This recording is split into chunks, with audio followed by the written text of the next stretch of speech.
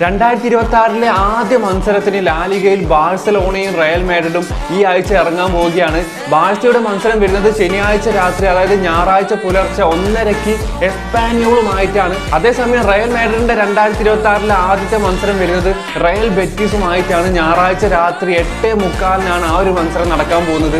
ഇരു ടീമുകൾക്കും ഈ ഒരു മാച്ച് വളരെ ഇമ്പോർട്ടന്റ് ആണ്. കാരണം ഈ ഒരു മാച്ച് കഴിഞ്ഞിട്ടുള്ള ഒരു മത്സരം എന്ന് പറയുന്നത് സൂപ്പർ കോപ്പയുടെ സെമി ഫൈനൽ പോരാട്ടമാണ്. സോ ഈ ഒരു മാച്ചിൽ ജയിച്ചുകൊണ്ട് ആ ഒരു കോൺഫിഡൻസ് നിലനിർത്തിക്കൊണ്ട് ആ ഒരു സെമി ഫൈനലിലേക്ക് പോകാൻ രണ്ട് ടീമുകൾക്കും സാധിക്കും. And also La Liga point table നോക്കുകയാണെങ്കിൽ ബാഴ്സലോണ 46 പോയിന്റുമായിട്ട് ഒന്നാം സ്ഥാനത്താണ്.